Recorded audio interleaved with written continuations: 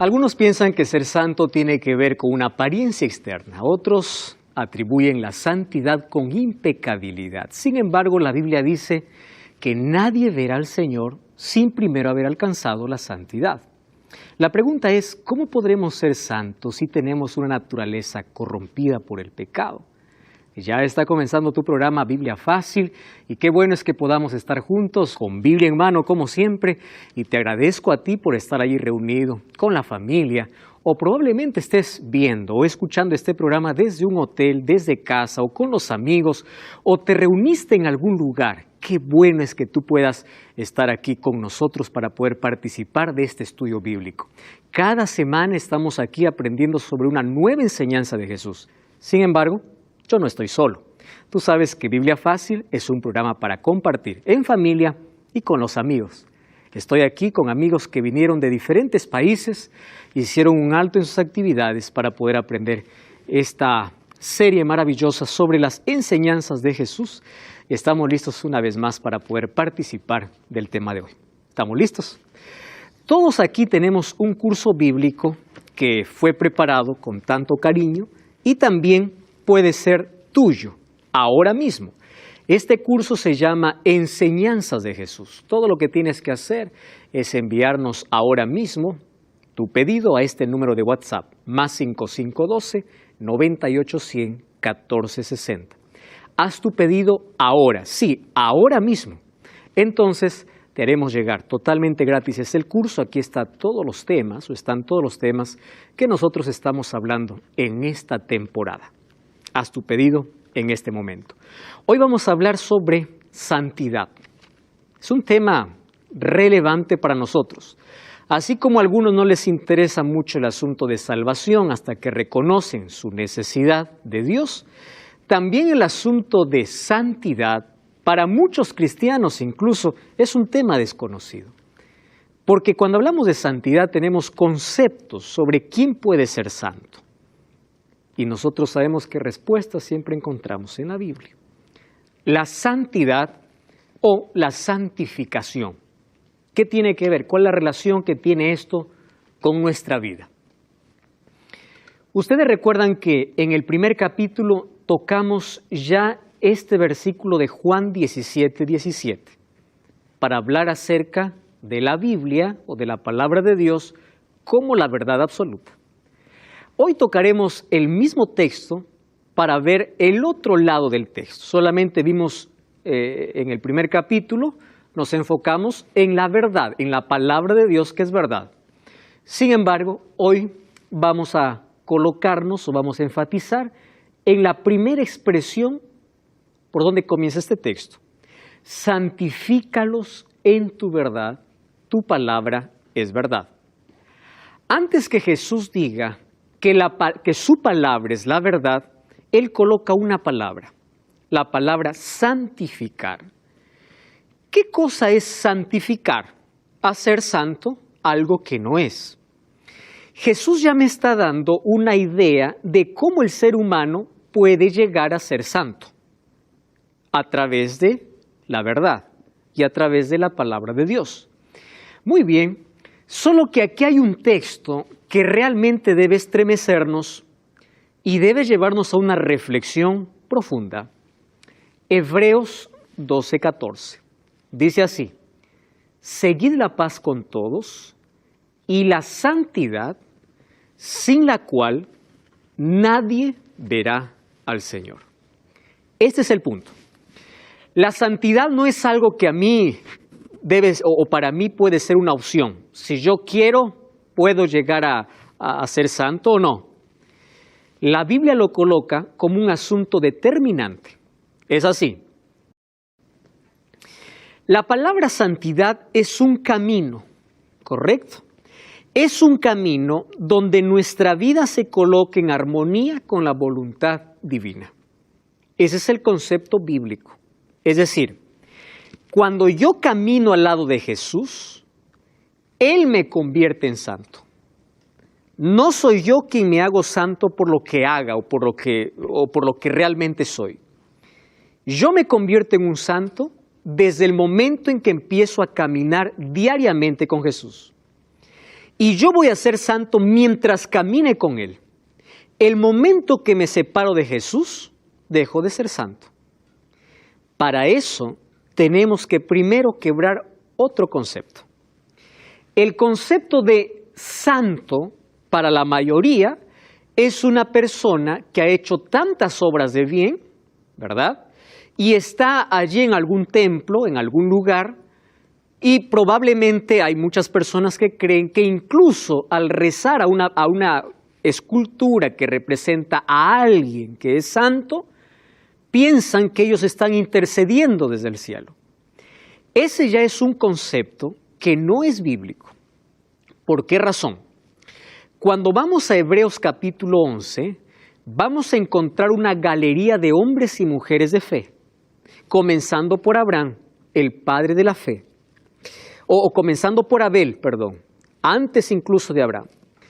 Cuando nosotros vamos al versículo 39, dice que ninguno de ellos alcanzaron todavía la recompensa. ¿Queremos leer? Vamos a Hebreos. Está casi al finalizar la Biblia. Hebreos capítulo 11, versículo 39. Hombres y mujeres de fe. ¿Correcto? Dice así: pero ninguno de ellos, aunque alcanzaron buen testimonio mediante la fe, recibió lo prometido. ¿Cuál era la promesa para ellos? La vida eterna. ¿Eso qué quiere decir? Que aunque ellos hicieron grandes hazañas en el nombre del Señor, ellos todavía no han recibido ¿qué cosa? Su recompensa. ¿Cuál la recompensa? El cielo, la eternidad. Y si no han recibido la recompensa, ¿dónde están ellos? Descansando en sus tumbas. Entonces no existe un intercesor en el cielo. Y la idea de que santidad tiene que ver con impecabilidad tampoco es un concepto bíblico. Cuando yo digo que algunos piensan que santidad es impecabilidad, hay algunos que creen que ser santo es aquel que no peca. ¿Ustedes han escuchado eso? Él es un santo. ¿Por qué? No peca. De apariencia puede ser. Pero ya sabemos que pecado no son acciones simplemente. Tiene que ver con una condición humana. Ahora, para que nosotros lleguemos a ser santos, tiene que haber una transformación interna, que eso lo puede hacer solamente Cristo.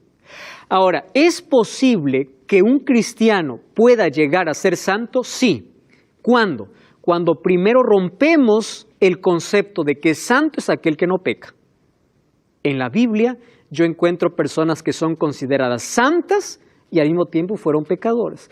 ¿Cómo es posible que un pecador llegue a ser santo? Allí viene el desafío que responder. Romanos capítulo 1, versículo 7. Wilfrido, ¿puedes leer, por favor? Lo que dice el apóstol Pablo. A todos los que estáis en Roma, amados de Dios, llamados a ser santos, gracia y paz a vosotros, de Dios nuestro Padre y del Señor Jesucristo. ¡Wow! Impresionante. El apóstol Pablo dice, los que estáis en Roma, amados de Dios, ¿para qué cosas son llamados? A ser santos. ¿A quién está dirigida esta carta? A la iglesia en Roma. Quiere decir, todos los que están en la iglesia eran llamados a ser santos. ¿Cómo es posible? Florencia, ¿puedes leer el siguiente texto, por favor? Filipenses 1:1. Allí está el texto. Puedes tomar el micrófono. Filipenses 1:1.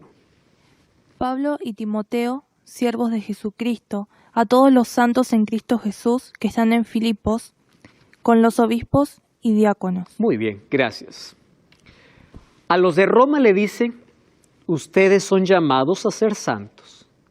A los de Filipos dice, a todos los santos. ¿Quiénes son los santos?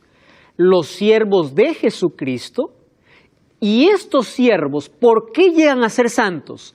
Porque están ¿en quién? En Cristo. Este es el concepto bíblico sobre santidad. Entonces, ¿qué cosa es ser santo en la Biblia? Estar en Cristo y estar en la verdad. Jesús dijo, santifícalos en tu palabra, porque tu palabra es verdad. Muy bien, ¿quién es santo? Aquel que está en Cristo, aquel que vive con Cristo, aquel que camina con Cristo. Él llega a ser un santo.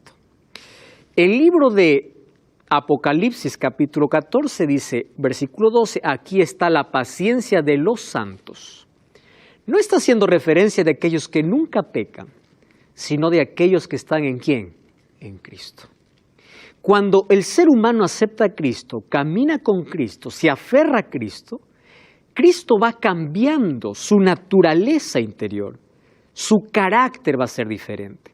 ¿Se acuerdan ustedes que de entre los discípulos Jesús llamó a dos, a los cuales él mismo les apodó hijos del trueno? Llegaron con un carácter terrible. Sin embargo, después de caminar con él, uno de ellos llegó a ser el discípulo del amor, Juan.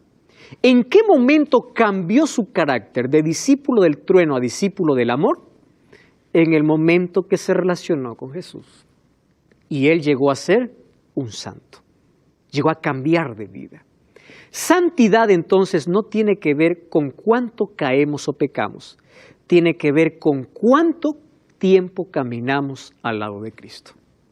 ¿Está correcto ese concepto? Santidad no tiene que ver con impecabilidad. Santidad en la Biblia significa estar con Cristo, caminar con Cristo y Él nos coloca en armonía con su voluntad.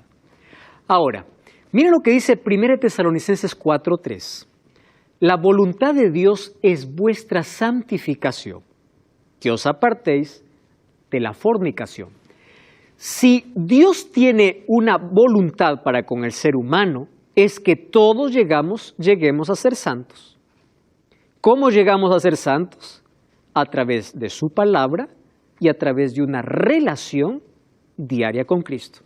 Ahora, esto, lo que les voy a presentar ahora, es lo más elemental para nuestra comprensión en el plan de salvación. Si nosotros llegamos a entender cómo nos salvamos, ¿correcto? Nosotros vamos a evitar todo tipo de conceptos equivocados que por allí nos digan cómo nosotros podemos ser salvos, porque esto es bíblico. Miren, la Biblia presenta la salvación en 3 tiempos, ¿correcto? Vamos a ir por partes y si ustedes tienen dudas pueden preguntar. La salvación en la Biblia es presentada en 3 tiempos. Tiempo pasado, tiempo presente y tiempo futuro. ¿Estamos bien hasta ahí? 3 tiempos. Tiempo pasado. Vamos a ver Tito 3:5.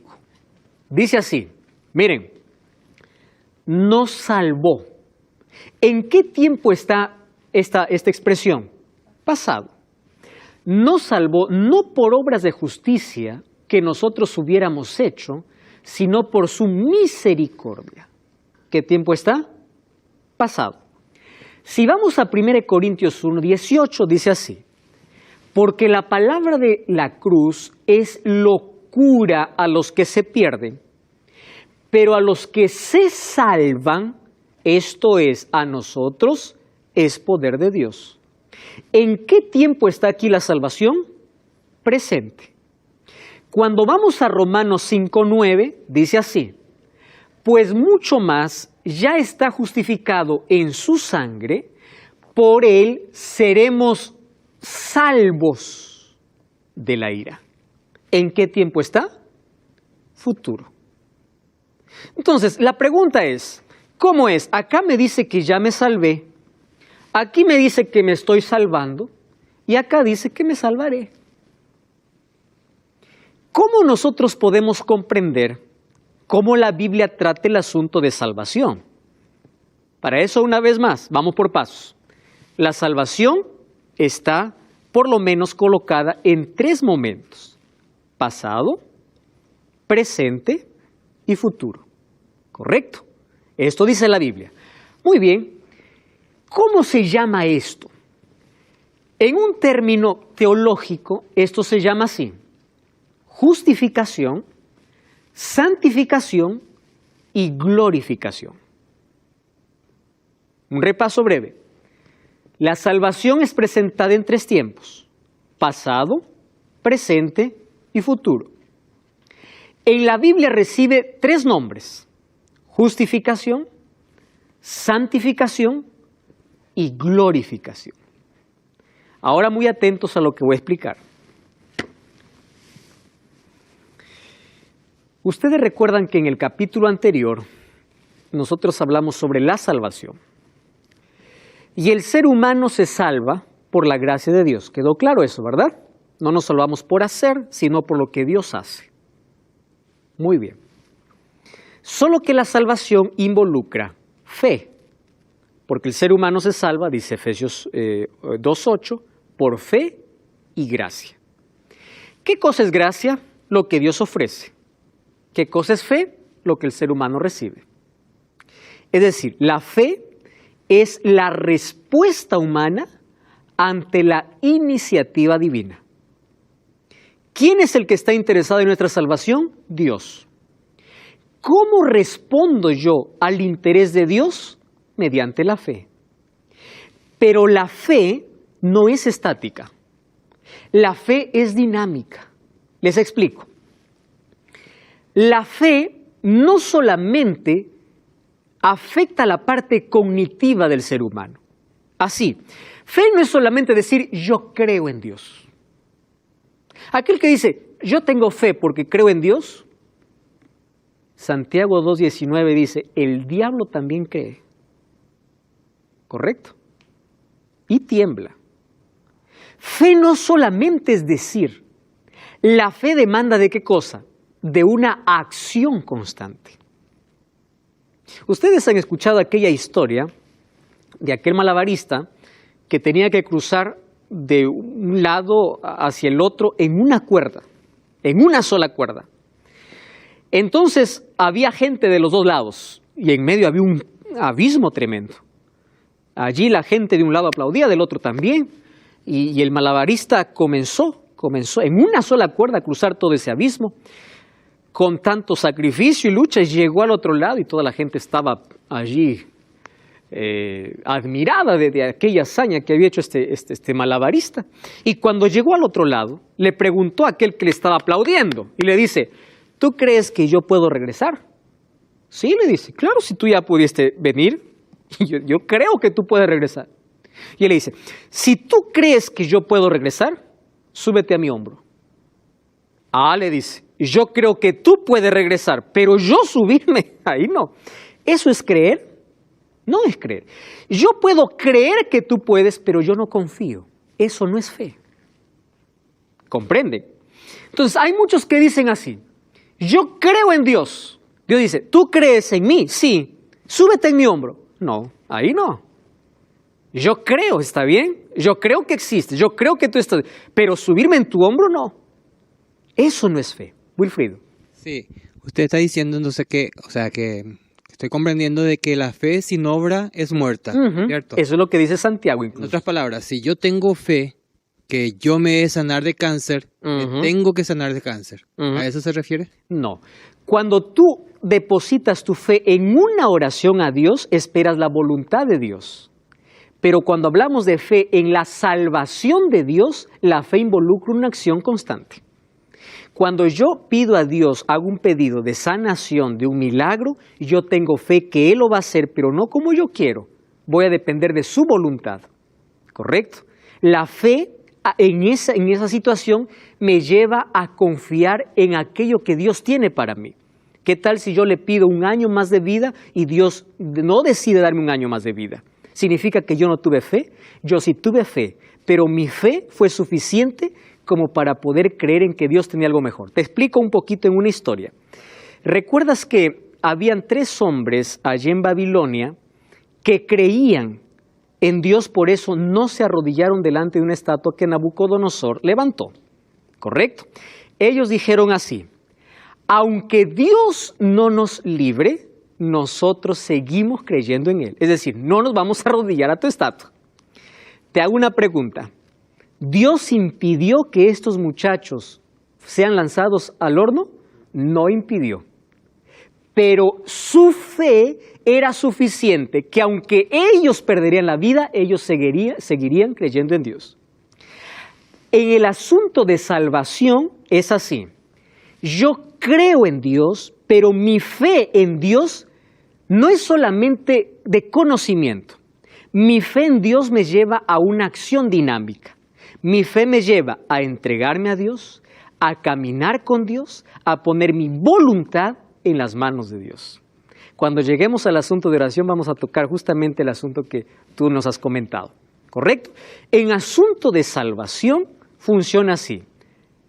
Tú cuando crees en Dios, te entregas a Dios. No existe una fe a medias. Ahora, ¿por qué pasado, presente y futuro? Aquí viene la ilustración. Miren, ve. Yo voy a dividir aquí este escenario en 3 momentos.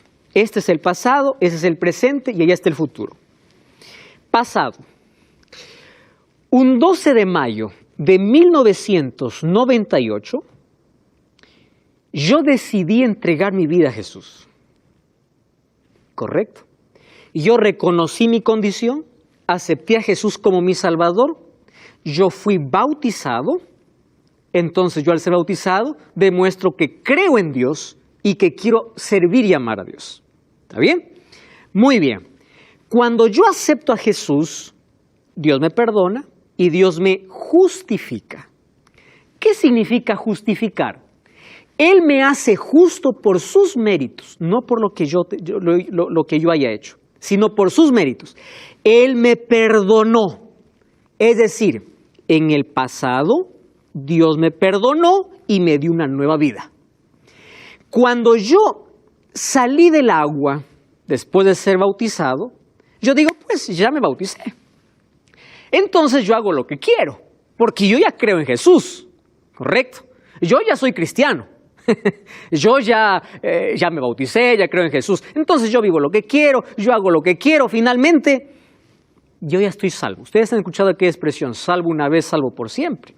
Hoy vamos a descubrir que eso no es bíblico. ¿Por qué razón? Porque una vez que Dios me justifica, comienza el proceso de la salvación. Dios me justifica en el momento que yo le pido perdón y le acepto como mi Salvador. Pero a partir de allí comienza una caminata al lado de Jesús. ¿Cómo se llama ese acto de caminar todos los días con Dios? Santificación. ¿Correcto? ¿Qué cosa es justificación? Reconozco mi condición y acepto a Jesús como mi Salvador. Entonces Él me salvó. Pero ese es un tiempo pasado. Pero Él me salva diariamente. Porque todos los días yo decido caminar con Jesús. Y a medida que camino con Jesús, mis hábitos van cambiando. Mi vida va cambiando. Mi voluntad se somete a la voluntad de Dios. ¿Correcto? Eso me torna, ¿qué cosa? Santo. ¿Cómo se llama eso? Santificación. Ahora, en este proceso de santificación, yo soy pecador. Voy a caer, me levanto, me tomo de Jesús y continúo. Caigo, me levanto, me tomo de Jesús y continúo. Porque todavía tengo la naturaleza pecaminosa dentro. Pero ¿qué va a suceder cuando Cristo regrese? 1 Corintios capítulo 15 y 1 Tesalonicenses capítulo 4 dice que todos seremos transformados. ¿Saben qué significa eso? Que cuando Cristo regrese, la naturaleza de pecado que yo tengo dentro de mí es arrancada para siempre. Yo ya no tengo más deseos de pecar.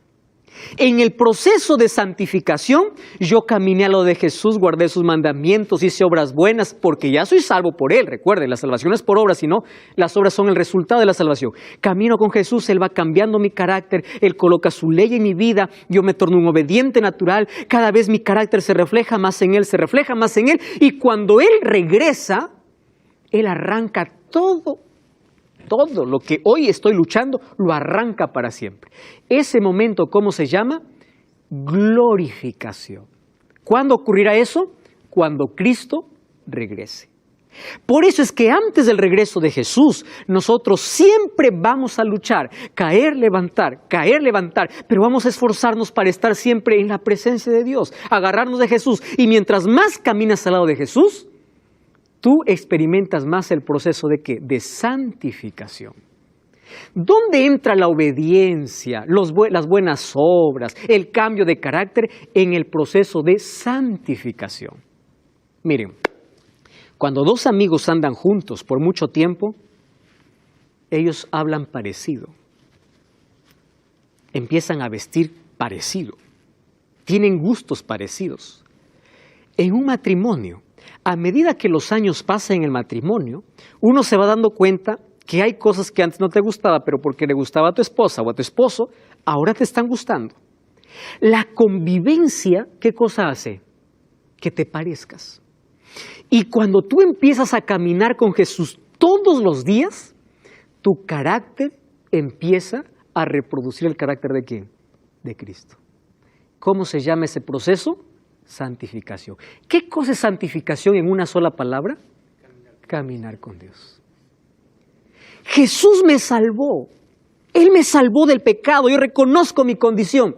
Pero a partir de allí empieza un cambio en mi vida. Pero ese cambio no lo hago yo. Ese cambio aparece a medida que voy caminando con Cristo. Él me va transformando. Y estamos de regreso, esto es Biblia Fácil. Hoy hablando sobre un tema tan importante como es la santificación. Y nosotros vimos que la Biblia presenta la salvación en 3 tiempos, pasado, presente y futuro, llamado justificación, santificación y glorificación. Aquí he colocado 3 palabras que nos van a ayudar.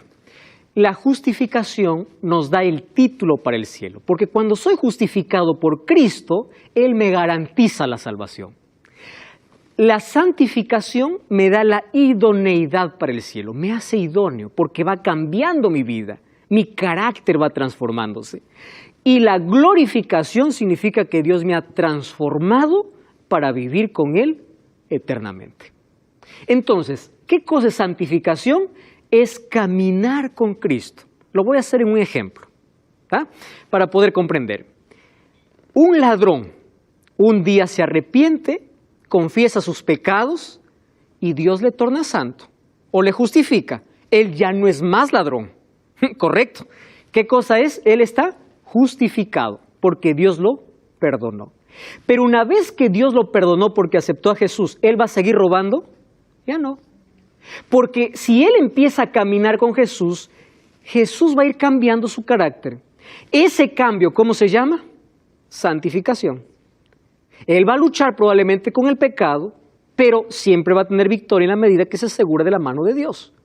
Pero llegará un día en que este ladrón, correcto, llegará a vivir en el cielo por la eternidad.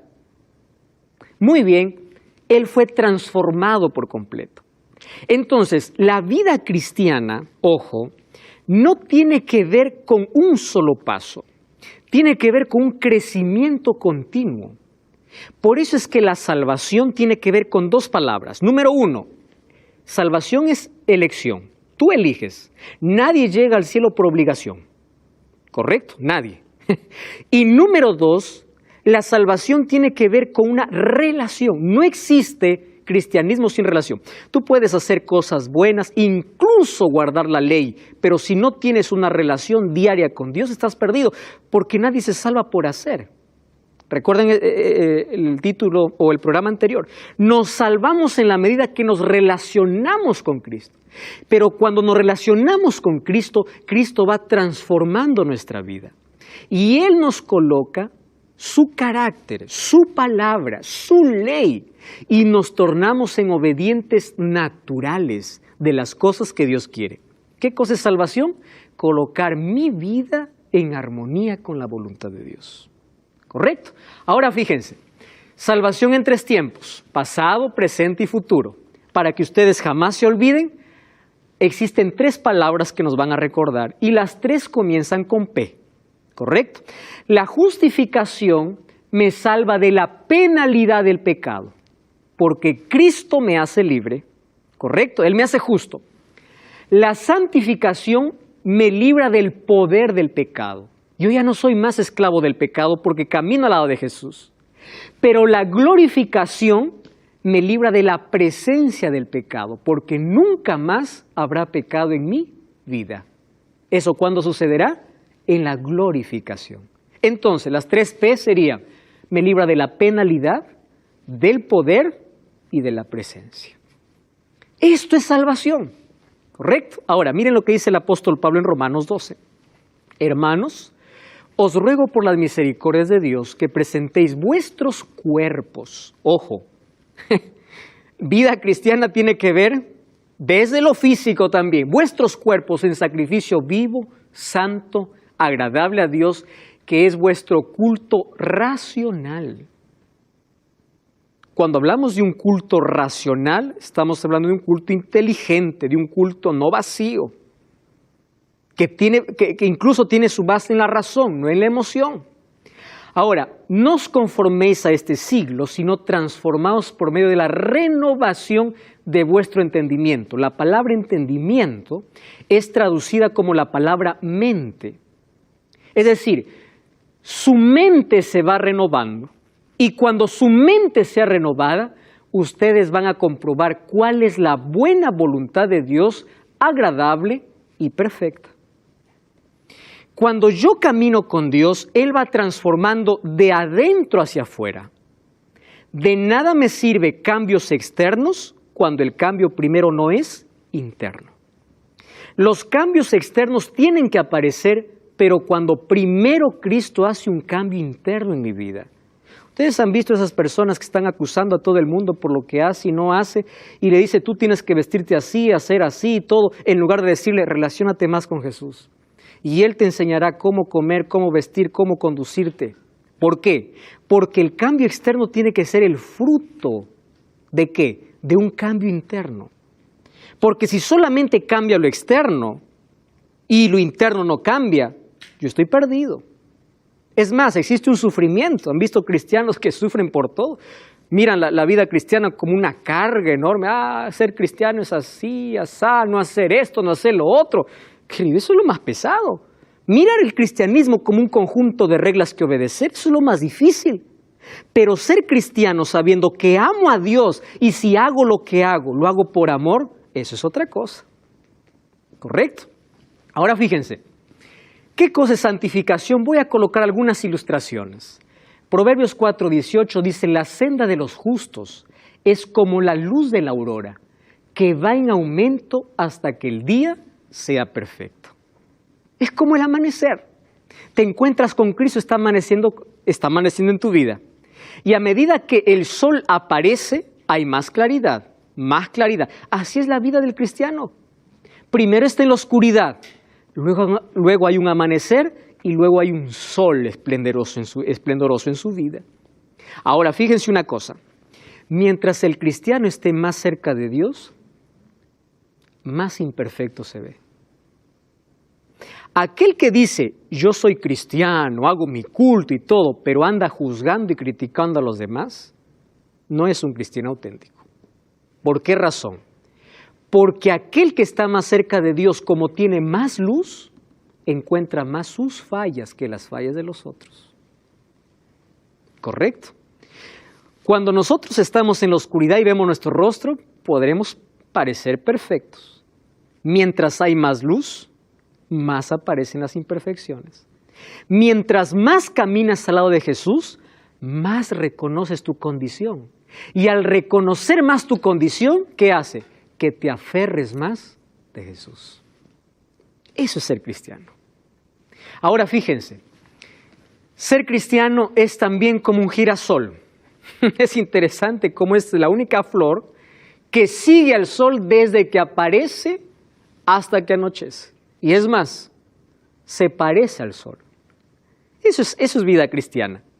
Que sigas a Jesús tanto que termines pareciéndote a Él. Eso es santificación. Otro ejemplo. Yo les comenté que todos los seres humanos, desde el momento que aceptamos a Cristo, tenemos una nueva naturaleza. ¿Recuerdan eso? Porque nosotros venimos con una naturaleza de pecado. Pero la naturaleza espiritual es colocada dentro de nosotros.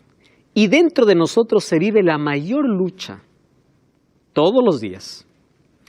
Todos aquellos que aceptamos a Jesús y iniciamos una relación con Dios, conocemos que la lucha no es fácil. Hay cosas que tenemos que dejar, pero las seguimos practicando. Hay cosas que tenemos que hacer y no lo hacemos. La lucha es grande. Pero ustedes saben en qué consiste en sí toda nuestra lucha espiritual en una sola cosa. pasar tiempo con Dios. Nuestra agenda del día está tan ocupada que tenemos tiempo para todo menos para orar. Es así, esa es nuestra mayor lucha. Y cuando nosotros dejamos de orar, de estudiar la Biblia, tenemos más deseos de pecar. Crece, aumenta, los frutos aparecen. ¿Por qué? ¿Quién está ganando? La naturaleza con la cual vinimos. Cuando dejamos de alimentar a la naturaleza espiritual, esta cada vez más se enflaquece. Y en una pelea, ¿quién va a ganar? Esta. Por eso es que cedemos a la tentación, caemos en pecado. Pero mientras más alimentamos la naturaleza espiritual, ante las tentaciones tenemos más fortaleza. Y es ella la que gana. Wilfrido. Sí, una pregunta. ¿Qué es orar? ¿Qué es orar? Sí, porque según muchas veces tengo entendido que orar es hablar fuerte, empezar a decir varias palabras rápidamente, citando citas de las bíblicas. Y eso. Gracias, Wilfredo, por tu pregunta. Orar es conversar con Dios diariamente, como lo haces con un amigo. Orar no es tratar de impresionar a Dios con los textos que yo sé, porque Dios conoce mi miseria, mi vacío y mi necesidad. Hay personas que cuando oran quieren impresionar a Dios buscando palabras, No, eso no impresiona a Dios. Orar es exponerme en la presencia de Dios tal como soy. Contar mis luchas, mis problemas, mis debilidades y buscar fortaleza en Dios. Pero, ¿sabes? En 2 programas más vamos a hablar un tema exclusivamente sobre la oración. Y ahí vamos a descubrir más detalles sobre esto. ¿Correcto? Liz, ¿verdad? Pastor, tengo una pregunta sobre la salvación. ¿Qué pasa con los niños que mueren? Dijimos que la salvación es un asunto de decisión. Sí. ¿Correcto? Es decir, yo decido. Y la decisión está en base a una oportunidad que Dios me da. La salvación es elección. Ahora yo te pregunto, ¿un bebé tuvo la capacidad de elegir? No tuvo. Si estamos hablando de un bebé, ¿verdad? O de alguien que ya tiene razón. No, de un niño. Ok, de un bebé, de un niño. Si él no tuvo la capacidad para poder elegir, yo creo que Dios lo va a salvar. Por una razón. Si la salvación es un asunto de decisión y la persona que no tuvo la capacidad para elegir, él no fue consciente de lo que sucedió. Ahora, hay tantos misterios que solamente Dios lo va a resolver, pero a eso yo voy a agregar una respuesta más. Las personas que murieron incluso sin tener la conciencia completa del error en donde ellos estaban, también serán salvos. Hechos 17:30 dice que Dios no toma en cuenta nuestros años de ignorancia. Es decir, nosotros somos responsables desde el momento que conocemos qué decisión tomar y aún así la rechazamos. Por eso es que nadie se va a perder por lo que hizo o no hizo, sino por cuánto rechazó la gracia que Dios le dio. Sí, Wilfrido. Sí, respecto a justamente eso de la ignorancia. Yo conocí personas que no querían saber justamente por eso. Ok. ¿Sabes una cosa? Yo soy consciente, yo sé de que hace una década atrás, o por lo menos en el siglo anterior, hay muchas personas que murieron en el error o tuvieron una vida equivocada, pero fueron tan sinceros en aquello que creyeron. Y si ellos no conocieron la verdad porque no tuvieron oportunidad, Hechos 17:30 dice que sus años de ignorancia serán pasados por alto. Pero cuando una persona se niega a conocer una verdad, Dios le está dando la oportunidad de conocer. Entonces, al rechazar conocer la verdad, esa persona ya no es inocente. Porque esa persona tuvo la oportunidad de conocer el plan que Dios tenía para su vida, pero lo rechazó. Es decir, somos responsables de la luz que recibimos, pero también de la que rechazamos. ¿Correcto? Ahora, hablando acerca de santificación, Jesús colocó la mejor ilustración. Juan capítulo 15. ¿Qué cosa dice? Yo soy la vid verdadera y mi Padre es el labrador. Aquel que permanece en mí, éste lleva fruto. Dios no te está llamando a fabricar tus frutos. Dios dice, los frutos van a aparecer naturalmente. Para que los frutos aparezcan, ¿qué cosa tienes que hacer? Solo estar unido, ¿a dónde? A la vid, al tronco. Esta es la mejor ilustración. Nosotros somos los racimos, o nosotros somos las ramas, pero nunca podremos dar fruto si estamos separados del tronco. Jesús dice, separados de mí, nada podréis hacer. Hasta que el cristiano no entienda que sin Cristo no puede nada, seguirá desgastando sus fuerzas intentando hacer algo para alcanzar la salvación. Nada. No puedes vencer, no puedes luchar con el pecado, no puedes cambiar, no puedes mejorar, no puedes nada. Por eso, la salvación se resume en la relación que podemos tener con Cristo. Ahora fíjense, 1 Tesalonicenses 5:23 dice, el mismo Dios de paz os santifique por completo. Me encanta esta expresión. Vuestro ser. ¿Y qué cosa es el ser? Espíritu, alma y cuerpo. Aquí está hablando Pablo que tenemos un espíritu aparte y un alma aparte. No, está hablando de los aspectos de la vida en la cual el ser humano se desarrolla. ¿Por qué? Porque el ser humano tiene que demostrar su santidad en todos los aspectos, físico, mental, espiritual.